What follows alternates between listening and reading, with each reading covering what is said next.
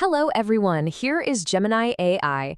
Today we're diving into a choice in global trade that can literally make or break your deal. EXW versus FCA. Now, these two terms, EXW and FCA, they might just look like a couple of boring acronyms on a contract. But trust me, choosing the wrong one can lead to thousands in surprise costs, total customs nightmares, and even lost cargo. Getting this right is absolutely essential if you're buying or selling goods across borders. So, to really get a handle on EXW and FCA, we first need to talk about the rulebook they belong to, a little something called Incoterms. Think of Incoterms as the official playbook for global shipping. They define the exact responsibilities for both sellers and buyers. And let me be clear, these aren't just friendly suggestions. They are a crucial legally binding part of your sales contract that spells out who is on the hook for every single step of a shipment's journey. They're not just jargon. Getting them wrong can lead to some seriously costly delays, unexpected fees, and major disputes. This whole complex world of global logistics you see right here, it's all governed by these simple three-letter codes. At their heart, Incoterms answer the most important questions for any shipment. Who pays for what? Who takes the risk if something goes wrong? And who handles all the paperwork? Answering those questions incorrectly can be a very, very expensive mistake. All right, let's meet our two contenders, starting with the one that piles almost all of the responsibility onto you, the buyer. Under EXW, the seller's job is basically done the second they say, "Yep, the goods are over there in the corner, come and get them." From that exact moment, it's all on you. That means you, the buyer, maybe thousands of miles away, are somehow responsible for arranging the people and the equipment to load that cargo onto a truck. Now, FCA, on the other hand, is much more of a partnership. Here, the seller takes on those crucial first steps. They handle the export paperwork to get the goods officially ready to leave the country, and they safely load them onto your designated truck or carrier. It's just a much more logical handoff. Okay, so we know the definitions, but how did these differences actually play out in the real world? Let's put them head to head and see what happens. This table really lays out the key differences in black and white. You can see how that responsibility shifts. With FCA, the sellers got export clearance and loading at their facility. With EXW, nope, that's all on the buyer. So let's break down what these points really mean for your business and, your bank account. What I love about this slide is how it visualizes the whole journey. See that long yellow bar for EXW? That's the buyer's responsibility, and it starts right at the seller's doorstep.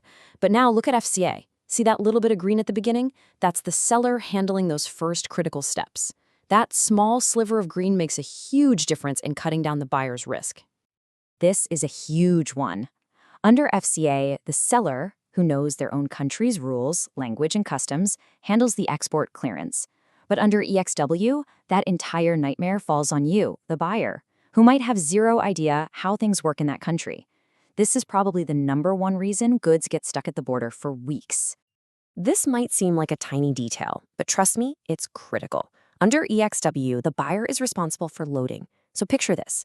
A forklift driver at the seller's factory, hired by some agent you've never even met, drops and destroys your entire pallet of products. Guess what? That's your problem and your financial loss, because the risk had already transferred to you before the truck even started its engine.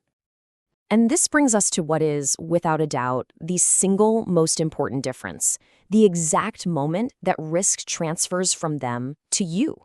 Knowing this precise point in time and space can save you from a complete financial disaster. Let me be crystal clear here. With EXW, you are legally responsible for those goods while they're still just sitting on the floor of the seller's warehouse. But with FCA, the seller is on the hook until your carrier has officially taken possession, everything's loaded, and it's secure.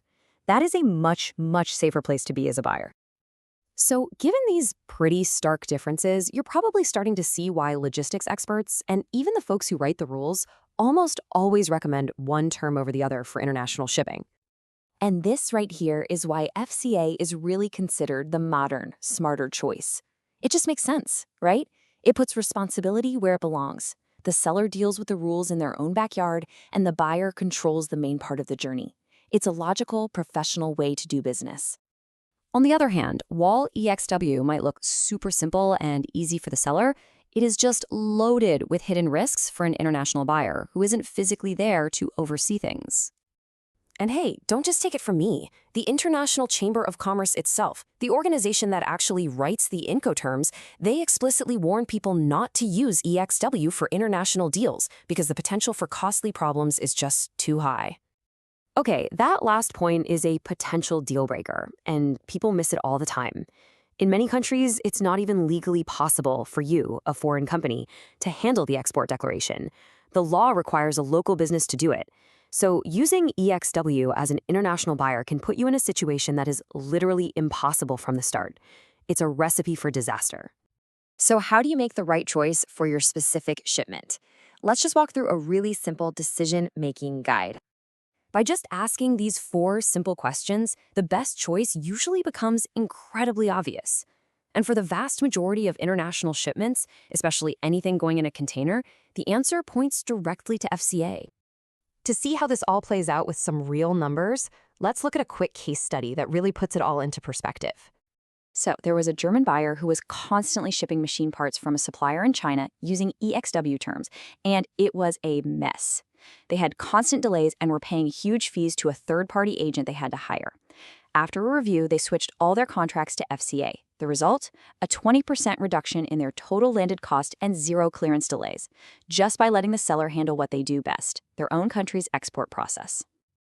So the bottom line is this: that low price on an EXW quote might look tempting, but it is very often a false economy. FCA is overwhelmingly the safer, more professional, and ultimately more cost-effective choice for modern international trade. So the real question you need to ask yourself is, are my shipping terms a smart business decision, or are they just a ticking time bomb?